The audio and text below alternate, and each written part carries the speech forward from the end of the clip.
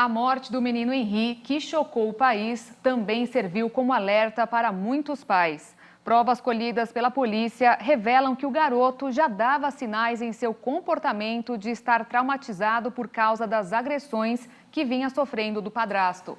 Psicólogos alertam que os responsáveis devem se preocupar cada vez mais em entender a forma como os filhos se comunicam. Muitas vezes, quando algo não está bem, o pedido de socorro não vem com palavras, mas com sinais pela mudança de comportamento.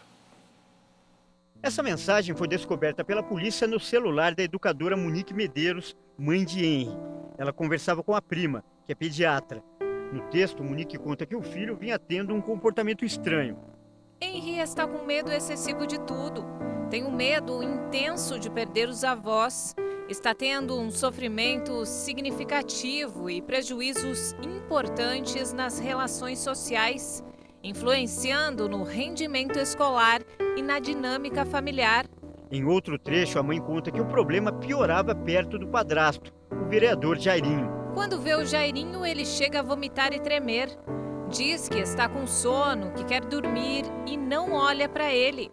Chora o dia todo. A pedido de nossa reportagem, essa psicóloga fez uma análise da mensagem.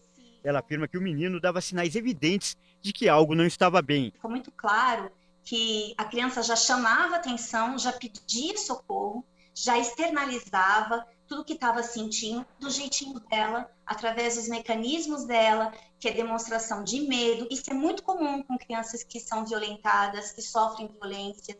É medo, dificuldade de se socializar, medo de perder pai e mãe, porque é o medo que o próprio, que o violentador, o opressor, ele passa isso para a criança. O opressor o tempo todo faz ameaças. Um mês após a morte, o engenheiro Leniel Borel, pai do garoto, postou um texto em uma rede social no qual lamentou não ter feito nada para proteger o filho. Desculpe o papai por não ter feito mais, lutado mais e protegido você muito mais. Para os especialistas, o caso traz um alerta importante para as famílias. Os pais devem ficar atentos às diferentes formas que uma criança usa para se comunicar. Um pedido de socorro, por exemplo, muitas vezes não é feito com palavras, mas pode ser percebido pela mudança no comportamento, como nesse vídeo aqui, onde o Henri aparece mancando.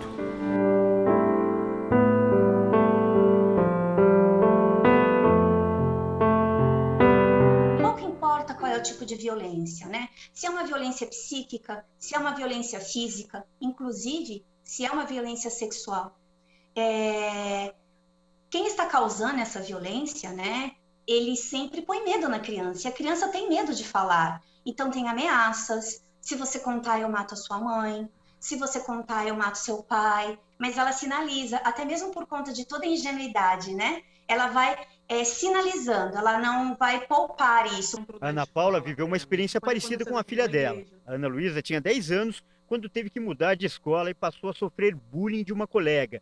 Não disse nada para os pais, mas o comportamento da garota mudou muito e ela chegou até a ficar com depressão. O comportamento mudou e isso me ativou a busca por descobrir o motivo. Ela sim precisava de ajuda, mas ela não verbalizou isso. Em momento algum. Foi a minha insistência e a minha preocupação que me levaram a descobrir o que estava acontecendo. A mãe disse que só descobriu o problema após investigar bastante. A menina precisou de tratamento psicológico para superar o trauma. Mas Ana Paula acredita que as consequências poderiam ser ainda piores. Os casos desse tipo de problema, de bullying que gera depressão, podem levar à morte.